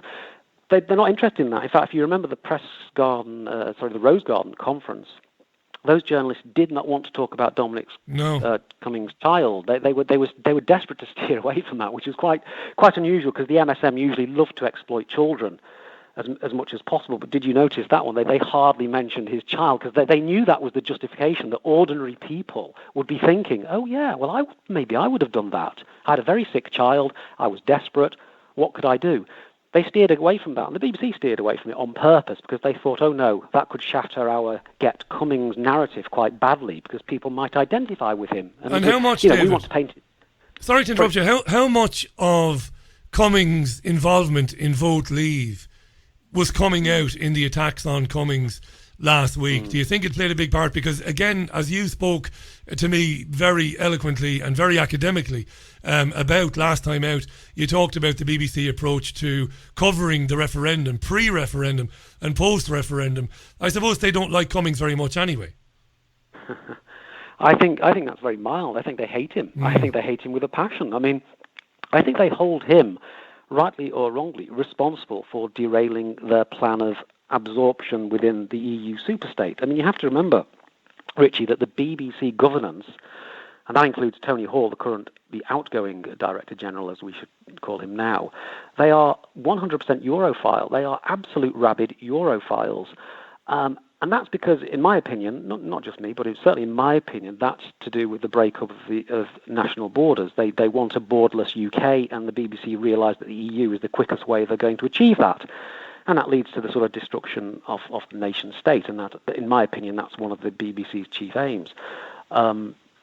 So, I mean, yes, you're right. They hold Dominic Cummings personally responsible for that. They hate him, and yes, indeed, the campaign to oust Dominic Cummings is 100% based on Brexit. And we know that because simply Stephen Kinnock, a few weeks, two weeks before, I think, travelled, wasn't it, from Wales to London to see his father, and sat outside for his father's. I mean, that must be Neil Kinnock, obviously. I didn't know much. I didn't read the details, but he sat opposite his father and mother, I believe, in London, and he broke the lockdown rules. But of course, those lockdown rules were quite nebulous and they were quite changing, weren't they? And they were sort of open to interpretation. But the point is that you will notice that the MSM and the BBC gave Stephen Kinnock effectively a free pass. They did not give Dominic Cummings a free pass, and arguably, Dominic Cummings had more reason to break them than Stephen Kinnock did. Stephen Kinnock was simply going to a birthday party. He was just going to a party, yeah. Can I ask you this then about the BBC? Because while I share your... I mean, I'd love to be sitting here arguing the toss with you to make a more entertaining interview, but I can't because I agree with you. But on the coronavirus lockdown, isn't the BBC in this case basically going along hand in hand with the government? Because I'm not going to profess to have any medical knowledge of anything. I certainly don't. I'm not an epidemiologist or anything. I have my suspicions. But we know that the BBC is particularly keeping scientists who are just as qualified as the government scientists, keeping them away from the airwaves because they're saying that the lockdown is silly and that it's going to cause more harm in the long term. Now, whether they're right or wrong is irrelevant. The BBC are keeping them off. That's suiting the UK government. So what's going on with that, do you think? Well, it's quite a complex relationship, Richie, between the UK government and the BBC. I mean, I think the general consensus is that the BBC is the PR wing of the British government. And don't forget, when it was formed back in the 1920s, when the government merged 5 or 6 radio companies like Marconi into this British Broadcasting Corporation, the government did that on purpose because they realised that quite prophetically and correctly that the 20th century was going to be the age of mass communication, and wouldn't it be fantastic to have a state apparatus that you could broadcast to millions of people? And, you know, we saw in the miners, the general strike of 1926 and World War II, how fantastically effective that was for the government to control that asset. Now, I happen to think that the government, I happen to think it's not quite as simple as that. My theory is that it's not really that the government controls the BBC. I think it's almost the other way around. I think it's more the tail wagging the dog quite often. But overall, what I believe is I think that the aims and objectives of the British government and the BBC are usually one and the same thing. So, for example, you talk about diversity, mass migration, LGBT, social justice. The government and the BBC agree virtually on everything. They are anti-Assad, anti-Trump, pro-left-wing globalism. So really, most of the time they agree, and occasionally they fall out. We saw the Iraqi WMD and Andrew Gilligan. That was one of the rare occasions, I think, when there was a real wedge between government and BBC. But generally speaking, they get along quite well. And I think, and don't forget, there's a kind of almost like a revolving door. I mean, the amount of government advisors and MPs and SPADs who work at the BBC and vice versa is incredible. There's almost like a corridor between government and Broadcasting House and Portland Place, where the BBC is based. So to me, they share the same social, political and cultural objectives. They are the same class of people. The same people who work at the BBC walk around the Houses of Parliament, the Houses of Lords, etc. So to me, they're one and the same thing. I think sometimes you get a fracture. If the government dares to defy, the BBC, then the government will know all about it. And you do sometimes see that tension. That tension sometimes does bubble up. So at the moment, it's attacking Boris Johnson. The BBC is absolutely determined, which brings us back to Dominic Cummings again. I hope he's not going to dominate too much, but that brings us back to that situation where at the moment the government is defying the BBC by pursuing Brexit. That is defiance. And the BBC look at that as defiance. And they're very affronted by that. And they want to get rid of Boris Johnson and Dominic Cummings and to restore the status, which is basically the globalist, liberal, left-wing trajectory that they thought that they and the government were both travelling down together. Why didn't the BBC... No, you're explaining this brilliantly, and I'm loving hearing this. The Fake News Factory is David Sedgwick's new book. I'm recommending it. I've got it here in my hand. It's a fantastic read, and it's hugely important. Kelly is in Cork and says that the Irish national broadcaster, RTE, is the mirror image of the BBC, and I think she's bang on the money when she says that. I wonder, does the BBC regret not supporting, or could it not support, Jeremy Corbyn? Now, I found Corbyn to be wishy-washy. I know you've heard my programme before, David, so you'll know my opinions on Israel, and none of that is important today. But I wonder, do they regret not giving Corbyn an easier ride, because they didn't do their own cause any good, really, by going to town on Corbyn? What do you think? Well, I slightly disagree there a little bit, in that I think it's all relative. I mean, and I know that supporters of Jeremy Corbyn are highly sensitive to the way the BBC have treated him, and in their mind, he's been treated badly. But I think I've said this in the book. I don't think that 100% worship of anything less than 100% support of Corbyn, it necessarily means you're anti-Corbyn. Yes, what I agree with is that the BBC would have definitely preferred. I mean, they are Labour through and through. Tony Blair was their idol. The BBC loved him and adored him. Just as much as they hated Margaret Thatcher, they loved Tony Blair. And that's a kind of, I'd call a soft left, not really even left, more globalist, liberal, rather than left-wing. Because I don't know if Tony Blair was left-wing. I don't know if you'd agree with that, but I certainly don't think he was left-wing. Not at all, no. So the thing about Corbyn, I wouldn't say they were massive supporters, but I wouldn't say. I mean, they didn't hate Corbyn the way they hate Nigel Farage, for example. They were definitely more on the left than the right side. Can I interject there? Can I interject there just to make a point, and then I'll shut up and get out of your way. First of all, I have no time for Jeremy Corbyn. Anybody who's ever listened to this programme will know that. No time for him whatsoever. And he capitulated in the face of these accusations of anti-Semitism. I mean, there are people out there who hate Jews and blame Jews for everything. We know that. I don't believe Corbyn was one of them, but I don't like them. I've no time for the man at all. But I think the BBC, even more than Sky, pursued this anti-Semitism thing. So all I want to do there is just respectfully disagree with you there. I'm not saying I'm right, but I think they went all out for him. That's just my opinion. Yeah. Well, like I said, I think it's relative, Rich. I think some people, it depends how on our own personal view of Jeremy Corbyn, doesn't it? I mean, I know that supporters of Jeremy Corbyn will think that the BBC were very cruel to him. I'm not a supporter of Jeremy Corbyn, so obviously I don't think they were quite as cruel, perhaps, as supporters. It is all relative. I do appreciate that. Well, I was going to say But the BBC are very, very happy right now. And the reason is that Keir Starmer, who's the heir to Cameron and Blair, is now in the Labour Party, and they just absolutely adore him. So, yes, as far as the BBC were concerned, that Corbyn could have taken the Labour Party to the far left, too far over. Keir Starmer is going to restore them to the place where the BBC love, which is kind of like a soft left globalism. And they much prefer that rather than, real hard left-wing politics. Yes, I agree. I wouldn't call them far left. So, I mean, that's my take on it. I think they're much you make a happier good now. point. Yes, that Corbyn has gone. I'm sure they're happy. You make a good point. You certainly do. What questions are coming in? The book, again, I'm going to keep mentioning it because it's a terrific read. The Fake News Factory, David Sedgwick. No, I'm going to keep mentioning it, and we'll put out links to where people can get it, and your website and Amazon and everywhere else.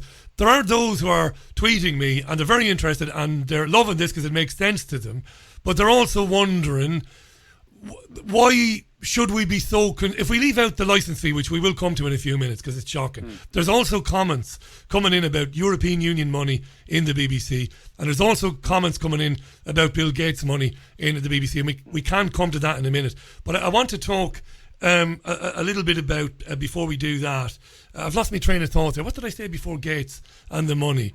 Yes, there are a lot of comments coming in saying that, David, why should we worry about that BBC propaganda as much when, because people are getting so much of their information today through social media, surely the BBC's influence is waning, to say the least. What do you think? Well, that's a very good question, and in some ways it's almost contradictory. Because you listen to someone like me, and I will gleefully tell everybody how many licence fees are being cancelled every year, which is about 900,000. I'll also tell you how the BBC's audience is tanking. So people might say to me, David, why are you so concerned? Which is basically what you're paraphrasing what you just said there, Richie. And my concern is this: is that I know full well that the BBC doesn't really give a stuff really about whether North East, Yorkshire, Merseyside, where I am, whether we're switching off in millions. They don't really care. Two reasons, Richie. And obviously they like people to be listening as much as possible because they can boast about that when they get a good audience.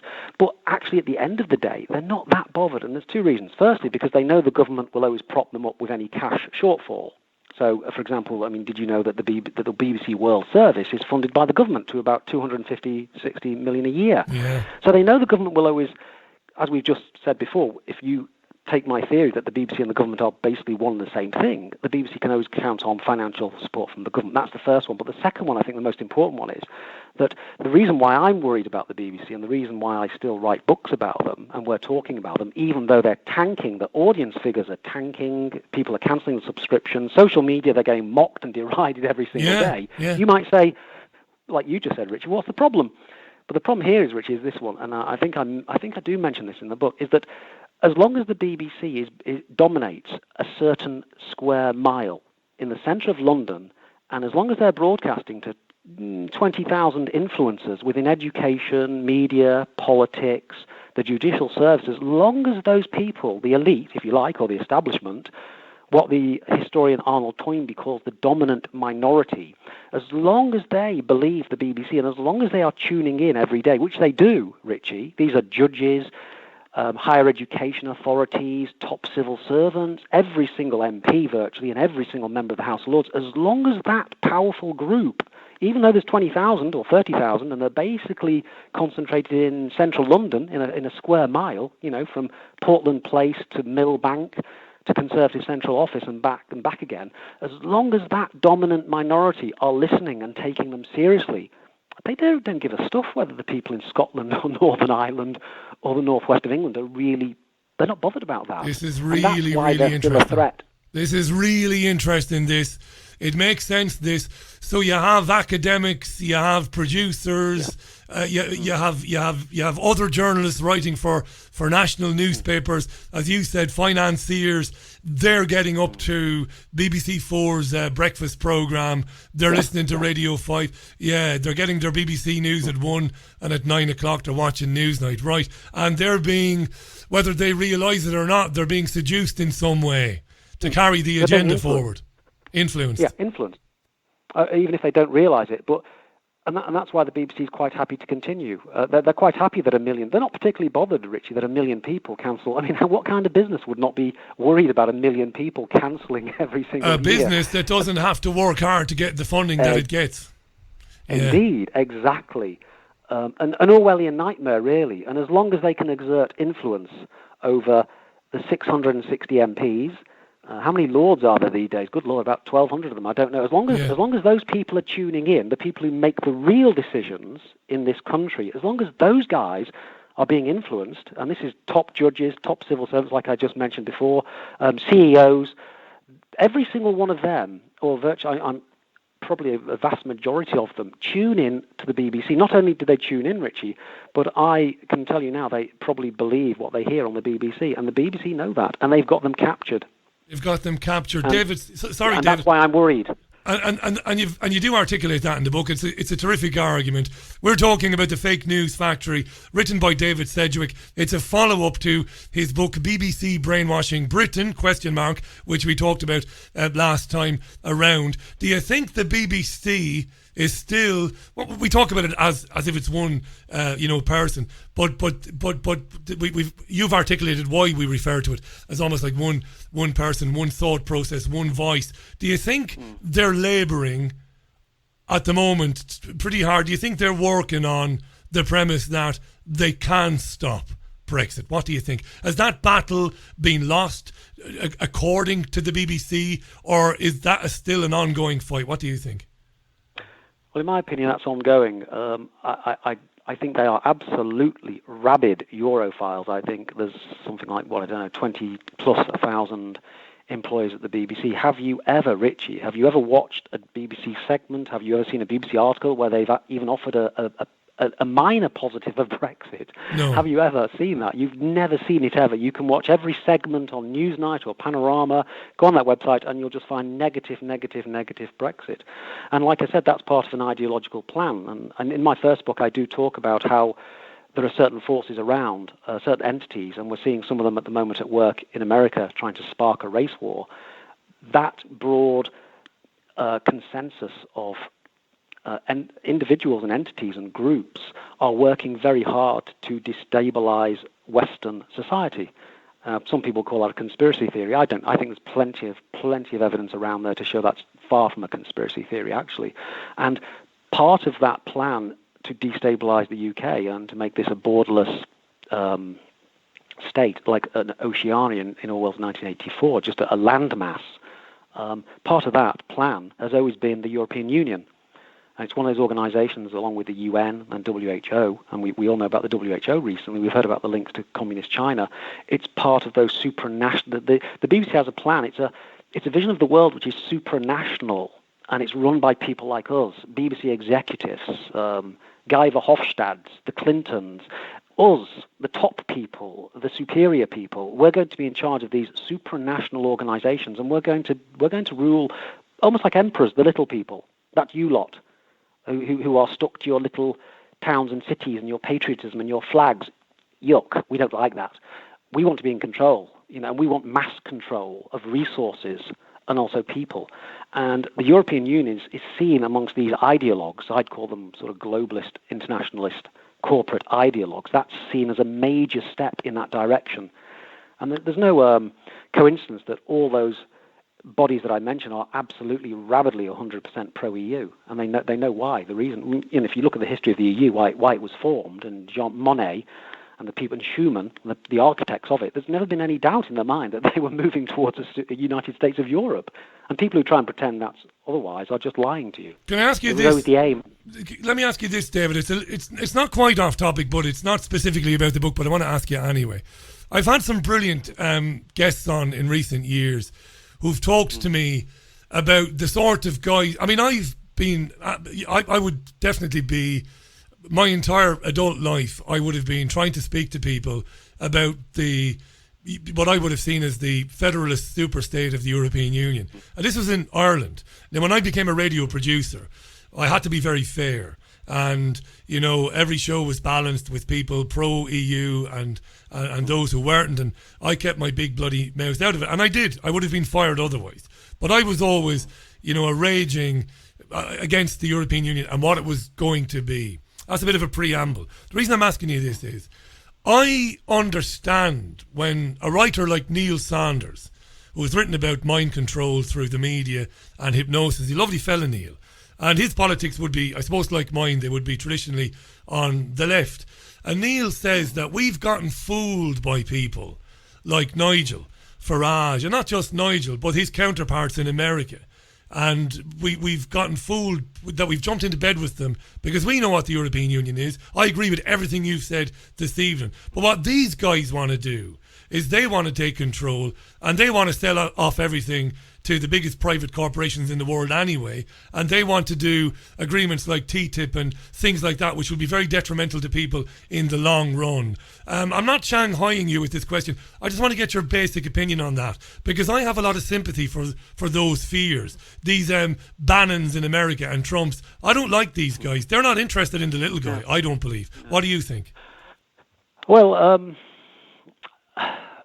it's possible. I mean, we're between a hard rock. Yeah. I mean, you've got people who want control and power. Now, at the end of the day, it could come down to this: which one of these megalomaniacs do you want to choose? Do you want to choose the Clinton and Obama and Soros and European Union, or do you want to are you with Farage, Bannon, and Trump? I mean, I think all of them are motivated. I mean, I think human beings are motivated by the quest for power and ego and money, and. You know, I do understand what people will say about Farage and Trump. People think I'm a supporter of Trump. I agree with some of his policies, and some of them I don't agree with. But I always defend someone who's just getting attacked 100%. Yeah, fair enough. That's my, I like to show the other side. So I don't think anyone can answer that question, Richie, because I don't know about the future of the world, but I think it's moving in a direction that somehow some of us are very worried about, and we're wondering who's going to try and take control of that and what they're going to do with that power once they get it. That's a legitimate concern for all of us.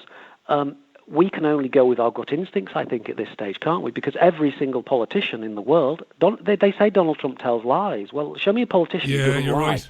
Show me a politician who doesn't follow through on the promises that they make in a manifesto. Why would you go just have a go at Trump for that? You could have a go at every single politician throughout history for that. So I think it comes down to our gut instinct, Richie. Do we trust someone a little bit less or a little more than someone else? It's a good answer. No, it's a good answer, David. It's a good answer. I, as a trade unionist, I don't believe that these people are ever going to represent the interests of working men and women by Trump and Bannon and all these people.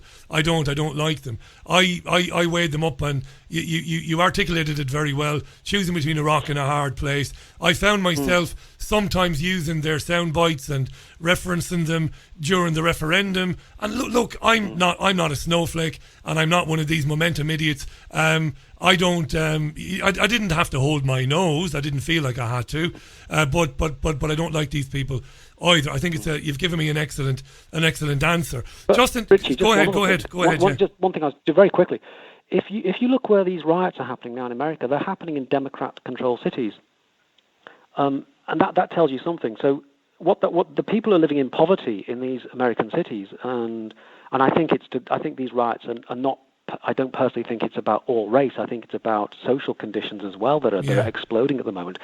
Those race riots are happening. The riots at the moment are happening in Democrat-held cities, and Democrats have held power in those cities for many, many years. And you look at the likes of Maxine Waters, Nancy Pelosi. These are very high-profile American Democrat politicians, very critical of Trump, and they've done nothing for the black communities or any community in the cities they run. Nancy Pelosi has got $190 million. Maxine Waters, she's a black female Democrat politician, an absolute rabid Trump hater. She lives in luxury, whilst 2 miles away, people are living in poverty. Black families are living in poverty. So, you know what I'm saying? It's an extremely complicated situation. It's a fair point. Some of our listeners would disagree, but I think it's a fair point. I made the point myself earlier on. While beautiful and intelligent and articulate, and while she has the right to her opinion about what's happening in her country, I would prefer if, rather than make a video on Instagram, that Beyonce would say, listen, I'm so moved by what's happening that I'm going to tell my bosses, the corporations that I work for, No more albums, no more tours until you weigh in against the violence being used by the police and the hyper-militarization of the police. You make an excellent point. And I mentioned before you came on, Obama did nothing for black people in America. Nothing. And while he was doing nothing for white people in America, he was dropping more bombs in the Middle East than his predecessor was. Indeed. You know, people need to talk more bombs than any... That's right. Well said, David. I want to ask you this before we run out of time. The Fake News Factory by David Sedgwick. Read it, folks. If you haven't read BBC Brainwashing Britain, read that as well. Support this type of writing, independent journalism and academia, because it's going to disappear if you don't do that. Do you think when the government flirts around the idea of decriminalising the licence fee, I know you take this on in the book, are they serious, or is this just a little bit of a dance between the government and the BBC? I suspect it's for optics. I'm a little bit cynical on this one. I suspect it's to sucker in to the Conservative vote people who might have been voting UKIP or might have been put off by the Conservative Party for other reasons. Right. I think it's a little bit of saber rattling. I think I say in the book, I think it's a little bit of Boris Johnson's ego got particularly hurt, and probably with good reason when the BBC went after his personal life and his wife and his young baby.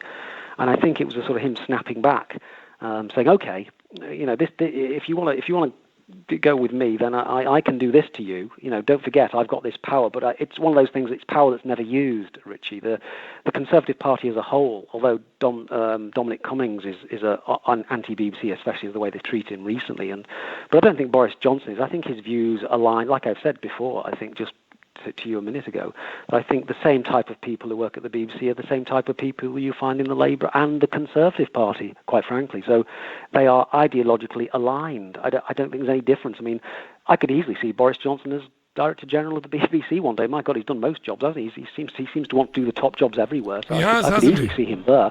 Yeah. And I wouldn't see any difference in output. I don't think there'd be any change in their editorial stance, and they'd still be promoting an American race war rather than looking at who's behind it, who benefits from it. They'd still be doing that, whether it was Boris Johnson sat in the chair, Jeremy Corbyn, Keir Starmer, or Tony Hall.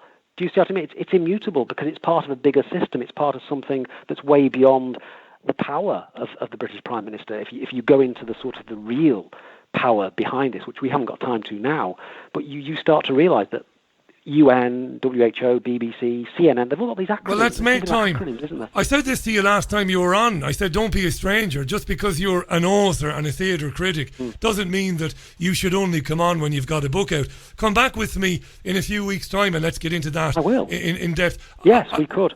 No, let's do it. We'll book a date and we'll do it.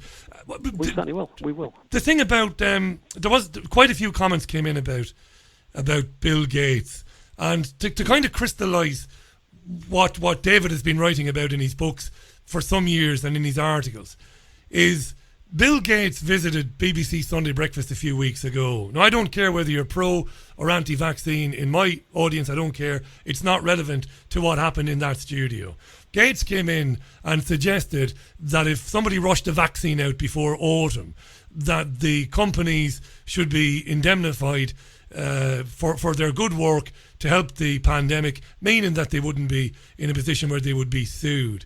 And you're thinking the BBC's presenter's next point should have been, well, Mr. Gates, there are people in India who might have a different point of view on vaccines, and your position on vaccines because of what happened there. That's all he had to do, and he was doing his job. Yeah. And then you find out journalism, and then you find out that Gates gives £20 million or dollars to the BBC World Service Trust. That is just shocking, David, isn't it? Yeah. I think it's BBC Media Action, actually. I think where the money BBC Media goes. Action.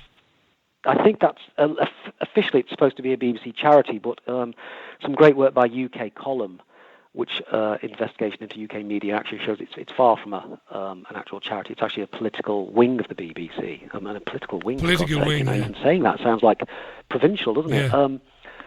But yeah, you're right. I mean, that interview. Oh my gosh, I think that again summed up the BBC. I mean, that was a PR exercise. I mean, I wouldn't even call it an interview. It was a PR exercise, and it's quite worrying that people don't don't see that. Although I think from social media, for what I can gather, people are beginning to see that. And like you said, the gentleman there on that, I think it was one of those Sunday morning programs. I only got it on Twitter because I don't watch the BBC, so I got about 3.5 minutes of it. But all I saw was a BBC man setting up softball. Not even questions, just cues. I think it's almost like they'd sat down and written a script. It was an infomercial. It was an infomercial for Bill Gates. Yeah, exactly. That's what they call it. For his company. Yeah, it was shocking. Shocking. Very worrying, though, that a BBC that tells you that they hold power to account, and that's what journalism at the end of the day is supposed to do, didn't have a single question to ask Bill Gates about his previous activities and his relationship with the BBC. They did not even mention that. I mean, that's breaking the charter, because I think the charter specifically says if there's any link to the BBC, then you have to tell the audience, so the audience know that Bill Gates has a relationship, a financial relationship with the BBC. So again, all sorts of rules broken. And like I just said a moment ago, Richie, there's something bigger. That's why I worry about the. You asked, why am I so worried about the BBC? Apart from the fact that it controls that square mile of opinion and influences, is this bigger picture, bigger role it plays within the realm of the Bill Gates of this world and the Soros of this world and those operators, and the BBC plays a role in that, and it is 100% supportive of those individuals. It would never criticize Open Society. It will never criticize Bill Gates. Why? Why will it not investigate Bill Gates and his connections? Why will it not investigate Open Society? Why isn't it investigating now who is behind these riots and there are peaceful protesters, but they've been overwhelmed by these paid agitators. Why isn't the BBC asking who's paying them? Where are they coming from? Yeah, leaving pallet loads of bricks in places that are convenient and Who's stuff. Who's paying for those bricks? Who's delivering those bricks? Come on, let's have some investigative journalism here. Or are you just going to say, guess what? There's some rioters throwing bricks because America's a racist country. Let's come back. That's their line, Richie. Let's come back to this in a few weeks, in a short few weeks, with open societies and open borders and the men and the players behind this. I'd love to have you do that. There's a lot to say about Let me say, There's a lot to say about that. Loads to talk about. Let me give you sincere congratulations for the book, The Fake News Factory, David Sedgwick. Very quickly, where should people go to buy it? Well, for my sins, it's only available on Amazon at the moment, and that's just because they're the easiest distributor. Unfortunately, and they have 80% of the book market, so unfortunately we have to go there. And I get a lot of fake one-star reviews. Unfortunately, Amazon refused to take down. Those are clearly fakes, but unfortunately I have to go with them. So yeah, at the moment it's just Amazon. No, that's don't be apologetic about Amazon. And as for the fake reviews, you're right. The book is outstanding. I wouldn't say it was. If it wasn't, I would just say I enjoyed the book. Thanks for talking about it. But of course you're going to get that, and of course Amazon promises that it won't allow that, but it does anyway. I can't recommend it highly enough. And BBC Brainwashing Britain. David, thanks for your time, mate, and I look forward to speaking to you again real soon. I appreciate your time today. Brilliant stuff. Richie. Thanks, David. Brilliant stuff from David Sedgwick, live on the line. He's not far from Malaga in Spain. And again, the book is The Fake News Factory, David Sedgwick, and it's bigger than it just being about the BBC. It's a wonderful knitting together of how media works. But looking at the BBC, this institution, this so-called bastion of fair and impartial reporting, which it isn't. So thanks to him, and thanks again to Chuck Ochelli, top man Chuck, for coming on the programme in the first hour. That's about it for me. It's been a busy old day today. I don't know who's on tomorrow. I might have to work on that this evening. Just to mention again, the Gerald Celente, Friends Journal, what a legend he is. Loads to say about what's been going on in Minneapolis and beyond. Lovely man. I know that Paul Craig Roberts, the great PCR, has been sending me emails overnight as well. We might hear from Paul in the next day or so. I enjoy listening to Paul, as you know. Thanks to you for listening. We will do another phone-in next week. I love the phone-ins, and they're hugely successful. What do I mean by that? They're great listening. It's great that we can throw the Skype open and we don't know where the calls are coming in from, and you can have a good rant about anything you want. So I will do a phone-in next week, and it will be for 90 minutes, and we'll get loads of calls on. I did make a video this morning about identity politics on YouTube. It was a bit haphazard. It wasn't the best thing I ever did, but there's some interesting things in there.